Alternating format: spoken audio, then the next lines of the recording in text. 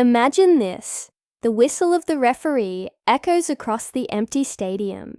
Sweat drips from the players' foreheads as the lights flare down on the field. And then, out of nowhere, the doors to Blue Lock creak open. But it's not another striker. It's not another athlete. It's someone else entirely. A character ripped straight out of a BL manhwa.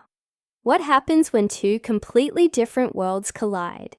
The ruthless world of Blue Lock, where ego is everything, and the emotional, dramatic, passionate world of BL stories, where feelings decide fate. Tonight, we'll find out. Chapter 1. The strange arrival. Blue Lock was never quiet. Not for a second. The sound of soccer balls striking against walls, the echo of footsteps sprinting down corridors, and the endless shouting of players. All of it created a constant storm of noise. But on this particular evening, something felt different. Isagi Yoichi, drenched in sweat from yet another intense training session, was sitting on the bench, catching his breath. Bachira Meguru was juggling a ball beside him, his grin as mischievous as always. "Yo, Isagi," Bachira teased. "Don't tell me you're tired already. You'll never become the world's best striker if you keep gasping like that." Isagi rolled his eyes. "Shut up. You were just as exhausted 5 minutes ago." Before Bachira could fire back, the massive steel doors at the far end of the hall creaked open with a deep, groaning noise. Every player turned their head. "Eh? Are we getting new challenges already?" Kunigami muttered, narrowing his eyes. But what stepped through those doors was not another soccer player. A boy, no, a man, with sharp eyes, soft features, and an aura so magnetic it felt like the whole room shifted. His uniform wasn't Blue Lock's jersey. Instead, he wore a neatly pressed school blazer. His tie loosened casually. His hair fell into his eyes in that perfectly styled way that only manhwa characters seem to pull off. Behind him came another figure, taller, leaner, with a more serious expression, carrying the kind of energy that made hearts race. His gaze swept across the Blue Lock players, as if he was looking straight into their souls. "Wait," Bachira whispered, his grin widening. "These guys, they're not soccer players at all." The first boy smiled faintly, tilting his head. "So this is Blue Lock." His voice was calm, but there was a hidden charm to it, something that pulled everyone's attention in an instant. The first Clash Rin Itoshi stepped forward, eyes narrowing in suspicion. "Who the hell are you?" The room fell silent.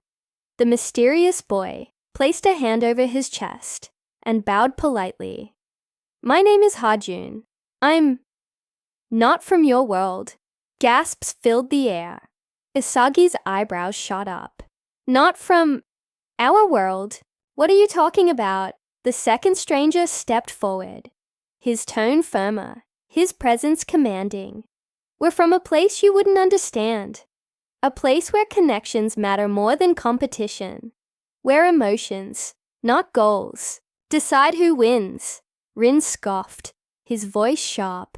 "Sounds like nonsense." But Bachira was grinning like a maniac now. He nudged Isagi with his elbow. "This is interesting. They don't look like soccer players at all. But they feel dangerous, don't they?" Isagi swallowed hard. He didn't know why, but something about these newcomers made the air heavier, thicker. The BL aura A's. If to prove Rin wrong, Hajun locked eyes with him, and Rin froze. It was like the world shifted colors. The usual tension Rin carried in his chest, his endless hunger to surpass his brother, suddenly flickered with something else. A strange heat burned beneath his skin, and for a split second, he found himself unable to look away. Rin clenched, his fists. "Tsh! What the hell? Was that?" Hajun smirked faintly. "It's just who I am."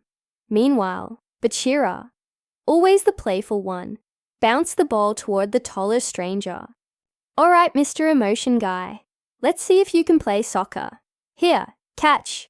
The taller BL character caught the ball effortlessly, his long fingers wrapping around it. For a moment, his serious expression softened, as if the touch of the ball itself stirred something inside him. "I don't know the rules of your game," he murmured, "but I'll learn." Isagi felt a shiver run down his spine. This wasn't just some joke. Whoever these people were, they weren't ordinary. Coach's decision. Just then, footsteps echoed down the hall. Ego Jinpachi, the mastermind behind Blue Lock, appeared on the balcony above. His sharp glasses glinted in the light. His smirk widened. "Well, well, what do we have here? Strangers in my program." The room immediately straightened. No one dared to speak. Ego adjusted his tie, studying the newcomers with cold calculation. "They're not soccer players, and yet I sense potential." A different kind of ego. Harjun raised his head, his confident gaze never wavering. "If it's competition you want, then we'll prove ourselves. But we'll play our way." Ego chuckled. Very well. Let's see what happens when the world of Blue Lock collides with the world of whatever it is you came from. Consider this your test." The players erupted into murmurs, excitement sparking like fire. Bachira licked his lips, eyes shining. "Oh, this is gonna be fun." Rin scowled, shoving his hands into his pockets. "Phew, they won't last a minute." But deep down, Rin wasn't so sure. The newcomers stood in the center of the training ground, the Blue Lock players circling them like predators. Two worlds had collided. Egos versus emotions, goals versus feelings. And as the tension grew, Isagi realized one thing. This was only the beginning.